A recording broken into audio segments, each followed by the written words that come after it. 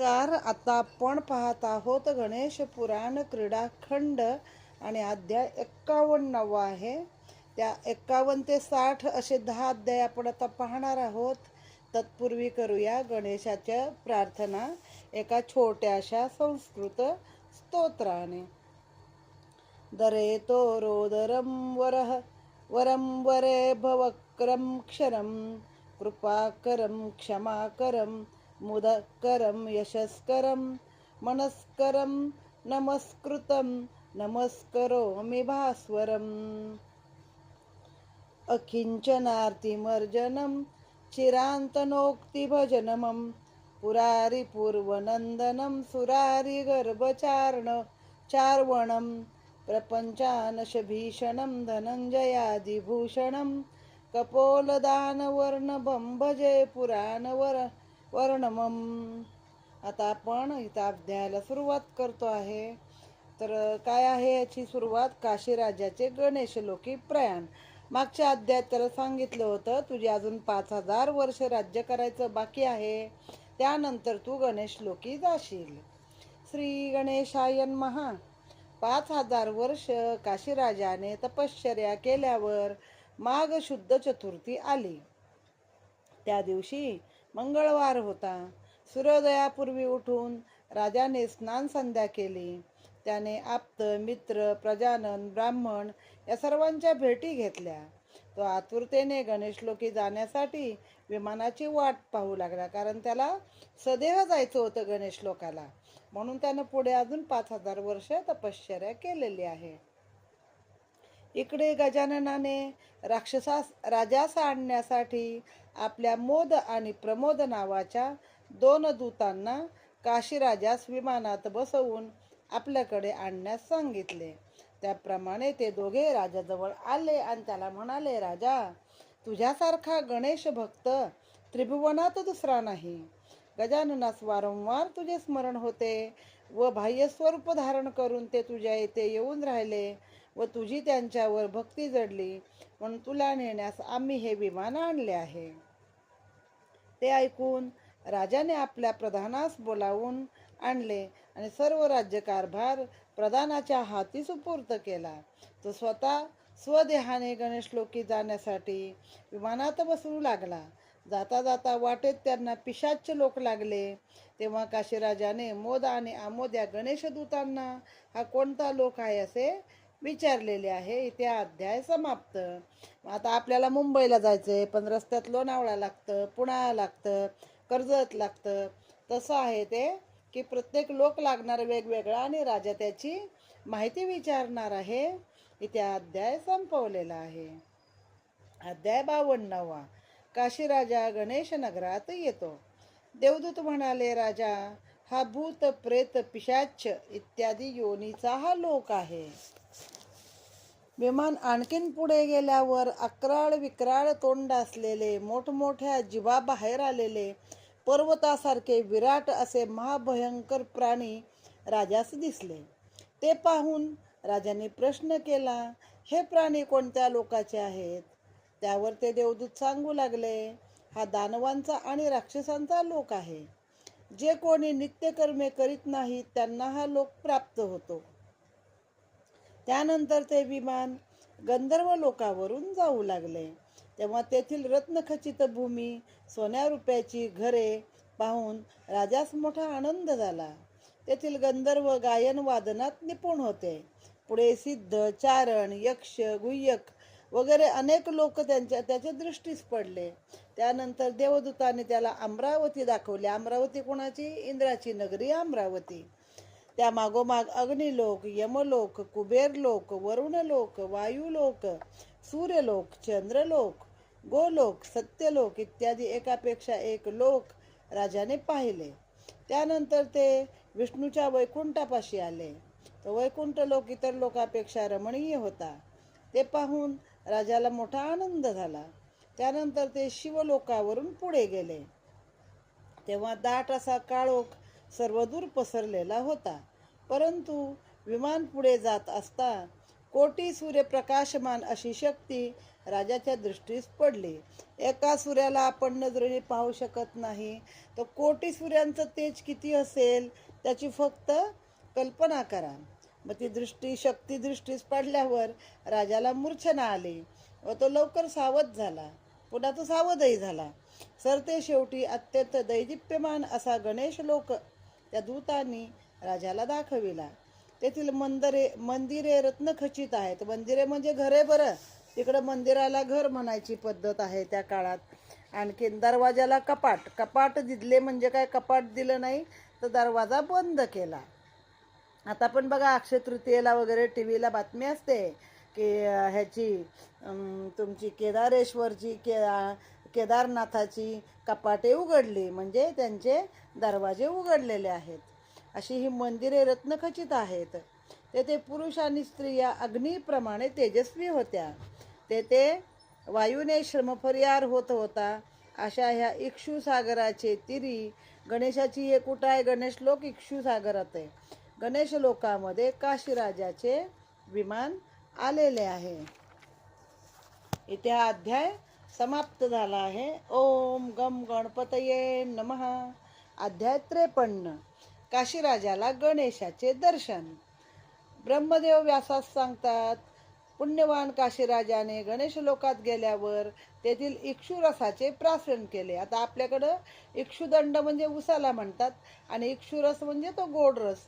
मग जसा क्षीरसागर आहे म्हणजे खिरीचा सागर आहे, तसा हा उसाच्या रसाचा किंवा गोड रसाचा देखील एखादा सागर असू शकतो, जो आपल्याला ज्ञात नाही. नंतर ते गजाननाच्या समीप आले तेव्हा तो सहस्त्रकिरण नावाच्या कमलामध्ये पलंगावर निजला होता. सर्वत्र धूपाचा सुगंध पसरला होता. काही वेळाने गजानन जागा झाल्यावर दूत देवास म्हणाले, महाराज, आपल्या आज्ञेप्रमाणे काशीराजाला आपल्या जवळ आणले आहे. ते ऐकून गजाननाने राजाकडे पाहिले तेव्हा त्याच्या डोळ्यातून आनंद अश्रू वाहू लागले. कंठ दाटून आल्याने त्याच्या मुखातून काही शब्द निघेना. गजाननाची देखील तशीच स्थिती झाली. म्हणजे देवानी भक्त किती एकरूप होतात कधी कधी बघा. काही वेळाने राजाने गजाननास नमस्कार केला व 10 श्लोकांनी त्याची स्तुती केली. तेव्हा गजाननाने प्रसन्न होऊन त्यास वर माग असे सांगितले.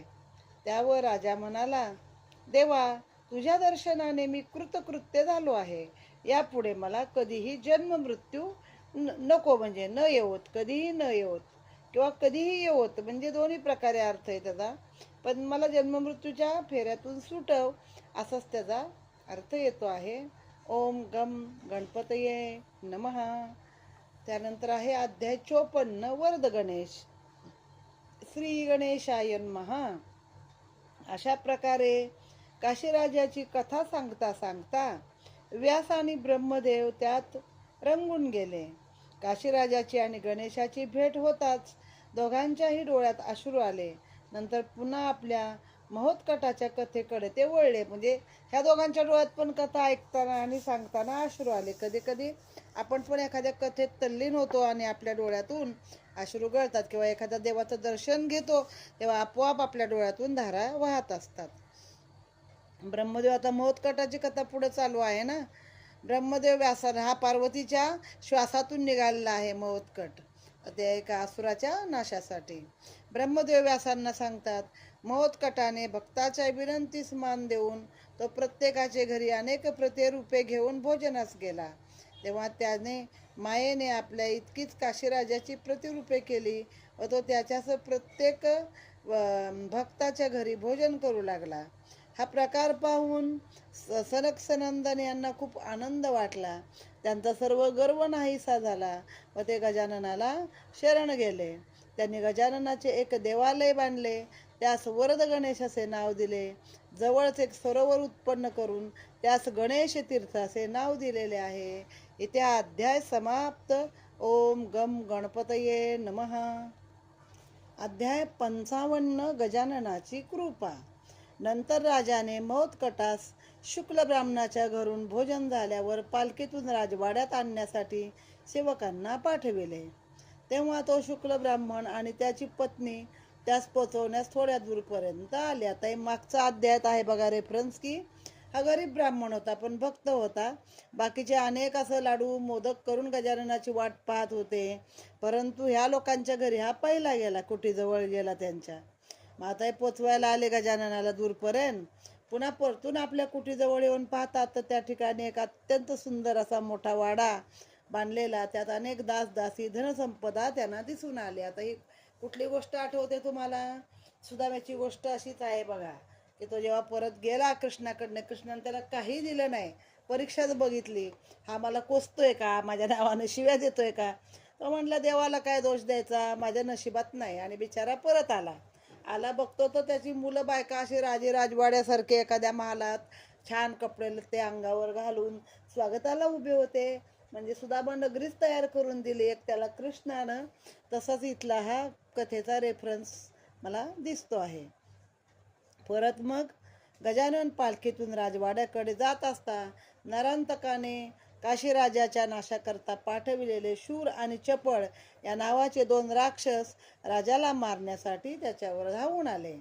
तेव्हा महोत्कटाने पालखीतून खाली उडी मारली व राक्षसांच्या तंगड्या धरून त्यांना जमिनीवर आपटून ठार करण्यासाठी गरगरा फिरवू लागला. पण त्यांची दया आल्याने त्याने राक्षसांना जिवंत सोडून दिले.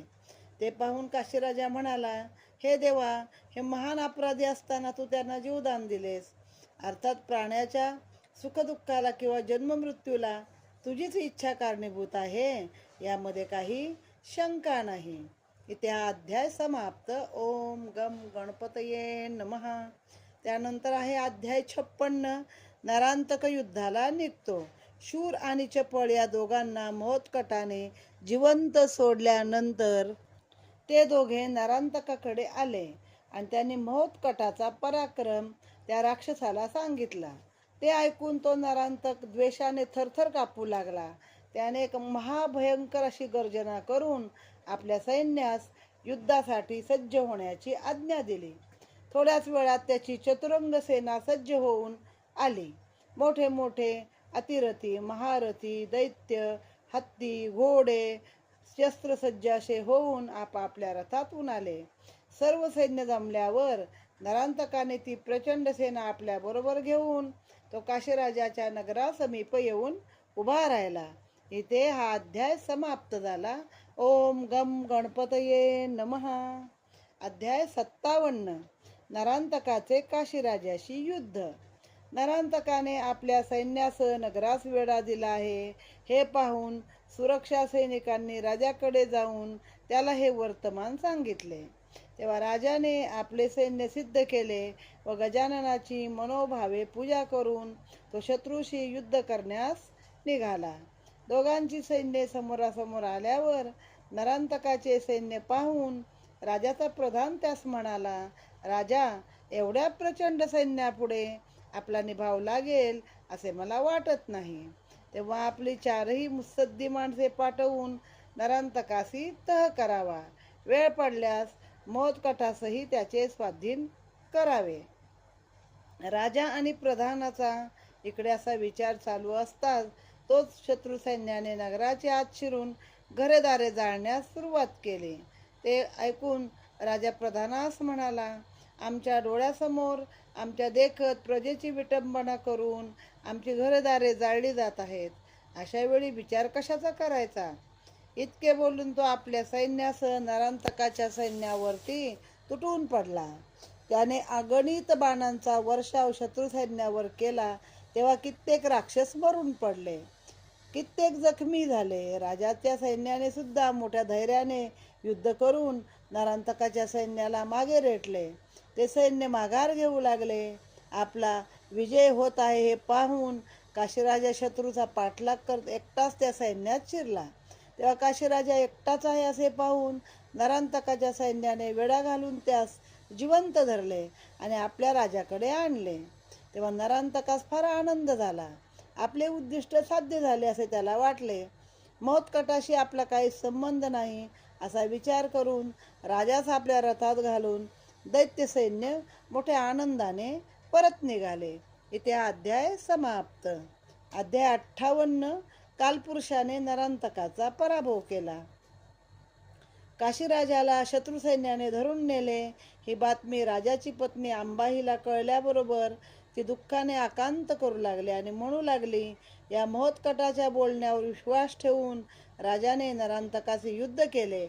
आता त्याला शत्रूच्या तावडीतून कोण सोडवणार? तेव्हा राणीचा हा आकांत ऐकून महोत्कटाने एक मोठी गर्जना केली आणि सैन्य सिद्ध करण्याची आज्ञा दिली. आता सिद्धी म्हणजे काय? रिद्धी सिद्धी त्याच्या पत्नी आहेत ना, त्यातील एक सिद्धी किंवा सिद्धी म्हणजे सिद्धी झालेली सिद्धी. त्याबरोबर प्रचंड सेना निर्माण झाली आणि सैन्याचा मुख्य जो कालपुरुष तो महोत्कटाकडे येऊन त्याने नमन करून त्याला आज्ञा विचारली. त्यावेळी मला अतिशय भूक लागली आहे असे तो कालपुरुष म्हणाला. तेव्हा महोत्कट त्यास म्हणाला, एवढेच ना, जा आणि त्या नरांतकाचे राक्षस सैन्य तुझे पोट भरेल एवढे खाव, नरांतकाचे मस्तक माझ्याकडे घेऊन ये. ही आज्ञा ऐकताच त्या कालपुरुषाने एक महाभयंकर गर्जना केली आणि नरांतकाच्या सैन्यावर आपल्या सेनेसह चाल केली. तेव्हा नरांतकाच्या सैन्याने त्याचे अक्राळ विक्राळ रूप पाहिले. तेव्हा स्वतः सुद्धा नरांतक भयभीत झाला. त्या कालपुरुषाने आपले हात लांब केले, ते राक्षस सेने आवळून धरले. नरांतकाला फरफटत त्याने महोत्कटाजवळ आणले. तो त्यास म्हणाला, महाराज, आपल्या आज्ञेप्रमाणे सर्व राक्षसांना खाऊन टाकले आहे. आता मला झोप येत आहे, तरी झोपण्यासाठी जागा दाखवा. त्यावर गजानन म्हणाला, हे कालपुरुषा, तू माझ्या मुखात प्रवेश करून माझ्या पोटात सुखाने निद्रा कर. ते ऐकून तो कालपुरुष गजाननाच्या पोटात शिरून शांत झाला किंवा शांतपणे निद्रा करू लागला. इथे अध्याय समाप्त. ओम गम गणपतये नमः. आता अध्याय 59 आहे, काशीराजाचा पुनर्जन्म. व्यासांनी प्रश्न केला, हे ब्रह्मदेवा, गजाननाने उत्पन्न केलेला तो पुरुष कोण? त्याने त्याला कसे उत्पन्न केले? ब्रह्मदेव सांगू लागले, निर्गुण असे जे ब्रह्म ते दुष्टांचा नाश करण्यासाठी सगुण झाले, तोच हा विनायक होय. त्याच विनायकाने आपल्या इच्छा सामर्थ्याने निर्माण केलेल्या पुरुषाने नरांतकास सोडून सर्व राक्षस सैन्य गिळले.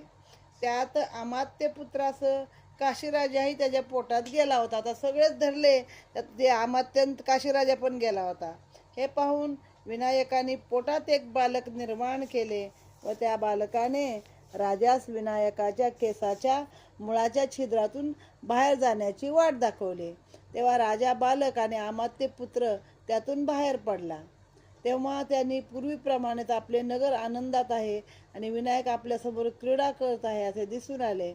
नंतर राजाने विनायकाची पूजा केली, आपली पत्नी अंबाईची भेट घेतली. तेव्हा पतिदर्शनाने त्याला फार आनंद झाला. त्यानं काय केलं, आपल्या पोटात एक बालक पण तयार केलं होतं. ते बालक राजा आणि राजाचा अमात्य केसाच्या छिद्रातून बाहेर काढले. तर म्हणजे केवढं मोठं रूप घेतलं असेल विचार करा. केसाच्या एका छिद्रातून मोठी माणसं बाहेर आलेली आहे आणि मग त्या पत्नीला आपला नवरा पाहून आनंद झालेला आहे. आता अध्याय 60वा, नरांतक विनायकावर धावला. आपल्या सैन्याबरोबर त्या कालपुरुषाने गिळलेला राजा विनायकाच्या उदरातून निघालेला पाहून नरांतकास फार आश्चर्य वाटले. विनायक हा प्रत्यक्ष परमात्मा आहे याची त्याला खात्री पटली. तरी त्याने एक मोठी गर्जना केली आणि विनायकाला धरण्यास धावला. त्यावेळी राजा जवळ उभा होता. त्याने लगेच आपले धनुष्य सज्ज करून एक बाण त्याच्या अंगावर सोडला. तो नरांतकाने झडप घालून आपल्या हातात पकडला. ते पाहून विनायकाने हातातील परशूचा प्रहार नरांतकावर केला. तेव्हा नरांतक मूर्छित झाला, पण काही वेळाने तो सावध झाला. तत्काळ नगराबाहेर जाऊन त्याने आपल्या मायेने प्रचंड रूप धारण करून विनायकावरती वृक्ष आणि पाषाणाचा वर्षाव करू लागला. तेव्हा विनायकाने तो आघात होण्यापूर्वीच आपल्या परशूने त्या पाषाण वृक्षांचा छेद केला. तरीही तो दैत्य त्याच्यावरती दगडांचा मारा करू लागला. इतक्यात आकाशात एक दिव्य धनुष्याने बाणाने भरलेला भाता विनायकाच्या पुढे येऊन पडला. तो घेऊन त्याने एक बाण धनुष्यास लावून नरांतकावर सोडल्यावर तो बाण अग्निवर्षाव करत आला. त्याने त्याचे हात तोडले. त्यातील एक हात स्वर्गात देवांतकाच्या दारात जाऊन पडला. हे नरांतक आणि देवांतक भाऊ आहेत ना. व दुसरा त्याचा पिता रौद्रकेतू याच्या दारात पडला. विनायकाने अशा रीतीने त्याचे दोन्ही हात तोडले. तर त्या ठिकाणी दुसरे दोन हात घेऊन तो दैत्य भयंकर असा जबडा पसरून विनायकावरती धावलेला आहे. इथे हा अध्याय समाप्त झाला. आता एक अध्याय आपण नरांतकाचा वध बघूया. जास्तीचा अध्याय घेते मी 11वा अध्याय 61 नरांतकाचा वध. श्री गणेशाय नमः. विनायक त्या दैत्यास म्हणला, शाबास, तू मोठा पराक्रमी आहेस. तुझ्यासारखा पराक्रम आजपर्यंत कोणाच दाखवता आला नव्हता. आता माझा पराक्रम पहा. असे बोलून त्याने एक बाण त्याच्यावरती सोडला, म्हणजे कुणावर? नरांतकावर सोडला. तेव्हा आकाशात सर्वत्र तेजस्वी प्रकाश पडला. त्या बाणाने नरांतकाचे दोन्ही पाय तोडले. नंतर विनायकाने पुन्हा एक बाण अभिमंत्रून सोडला. तसे पर्वताच्या शिखरावर वज्र पडावे त्याप्रमाणे तो बाण त्या दैत्याच्या कंठ प्रदेशावर जाऊन आदळला व त्याने नरांतकाचे मस्तक तुटून पक्षाप्रमाणे आकाशात उडाले व ते रौद्रकेतूच्या दारात पडले. पण नरांतकाचे मस्तक छेदले तरी त्या ठिकाणी दुसरे मस्तक आले. हे एक राक्षसांचं वैशिष्ट्य असायचं, लवकर मरायचेच नाही. रावणाला पण किती मस्तकं येत होती, मारून मारून कंटाळलेला राम. आणि मग शेवटी तो बेंबीमध्ये बाण मारला, तिथं त्याचा अमृत कुंभ होता, तेव्हा तो रावण मेलला आहे. तसं याला पण दुसरं मस्तक आलं. अशा रीतीने लक्ष वेळा त्याचे मस्तक विनायकाने छेदले तरी पुन्हा मस्तक येतच राहिले. हे पाहून विनायकास मोठा चमत्कार वाटला व त्यास मोठी चिंता वाटू लागली. शेवटी त्याने नरांतकाला आपल्या मायेने मोहित केले. तेव्हा त्याची स्थिती वेड्यासारखी झाली. आपल्या समोरचा मोहत्कट ही स्त्री आहे का पुरुष आहे, देव आहे की दानव आहे, पिता आहे की जड आहे, म्हणजे काय ते चल आहे की अचल आहे, चेतन आहे, असं काय त्याला समजेना आणि त्याला काही उमज पडेना. शेवटी विनायकाने विराट रूप धारण केले आणि त्याला अंगठ्याने एखादं ढेकून कसा चिरडून टाकावा तसे चिरडून टाकले. तेव्हा देवांनी आणि गंधर्वांनी आनंदित होऊन आकाशातून विनायकावरती पुष्पवृष्टी केलेली आहे. काशीराजाने आणि सर्व नागरिकांनी मोठ्या भक्तिभावाने गजाननाची स्तुती केली. इथे हा अध्याय समाप्त झाला. इथं आपण एकूण 51 ते 61 असे 11 अध्याय घेतलेले आहेत. ओम गम गणपतये नमः.